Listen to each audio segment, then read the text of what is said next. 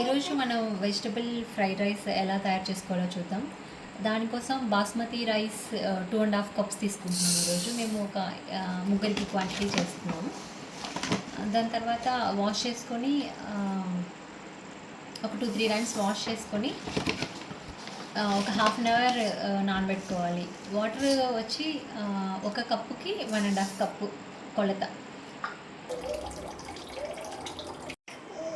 Veg fried రైస్కి కావాల్సిన పదార్థాలు beans, carrot, spring onions, salt, ఇది pepper powder, soya sauce.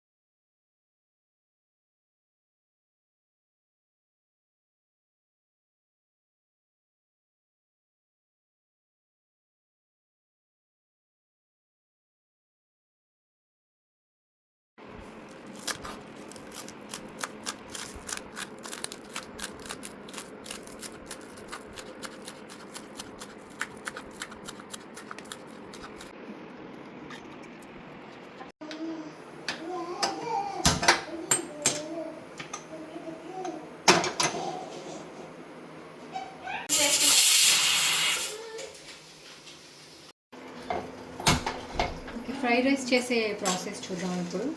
So first stove on చేసుకొని ఆయిల్ వేసేసాను నేను ఆల్రెడీ. తగినంత ఆయిల్ వేసేసుకొని కొంచెం వేడైన తర్వాత క్యారెట్, బీన్స్ వేసి సాటే లాగా చేసుకోవాలి. అంటే ఫుల్గా ఫ్రై అవ్వకూడదు, అలానే పచ్చిగా ఉండకూడదు. పచ్చివాసన పోయేంత వరకు ఫ్రై చేసుకుంటే సరిపోతుంది.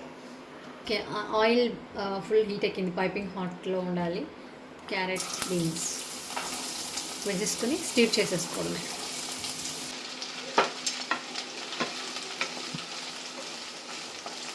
హై ఫ్లేమ్లో కంటిన్యూస్గా తిప్పుతూనే ఉండాలి, లేదంటే మళ్ళీ అడుగంటేస్తుంది. అంతే, ఒక 2 మినిట్స్ ఫ్రై చేసేసుకోండి. ఓకే, ఇది ఫ్రై అయిపోయింది.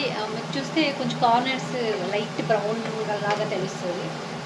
చాలా ఈ మాత్రం ఫ్రై అయితే సరిపోతుంది, క్రంచీగా అనిపిస్తుంది తినేటప్పుడు. సో నెక్స్ట్ రైస్ వేసేసుకోవాలి.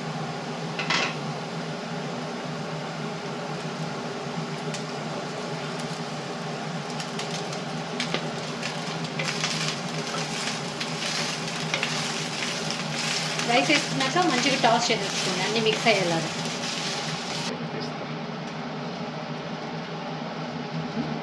వేసి బాగా మిక్స్ చేసుకోవాలి. నేను అంతా మిక్స్ చేసేసాను, ఆల్మోస్ట్ మిక్స్ అయిపోయింది.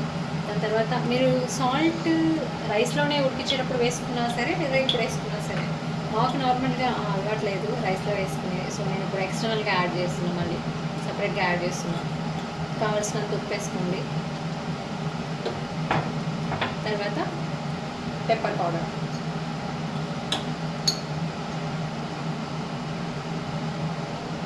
జస్ట్ ఫ్లేవర్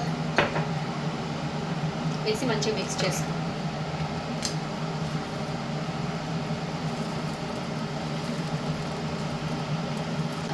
సాల్ట్, పెప్పర్ వేసిన తర్వాత మంచిగా మిక్స్ చేసుకొని లాస్ట్లో సోయా సాస్ కొంచెం ఒక మిక్స్ ఇచ్చేసి స్ప్రింగ్ ఆనియన్స్ యాడ్ చేసేసుకొని fried rice ready.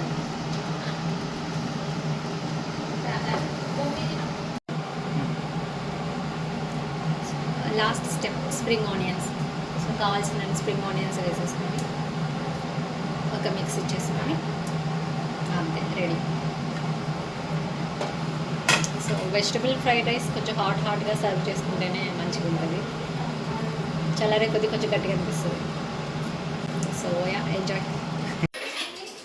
Spring onions వేసి బాగా మిక్సీ చేసుకున్నాను, అంతే. ఇక్కడ ఏమైనా మీకు సాల్ట్ తక్కువ అనిపిస్తే సాల్ట్ యాడ్ చేసేసుకొని ఇంకొక మిక్స్ చేసేసుకోండి.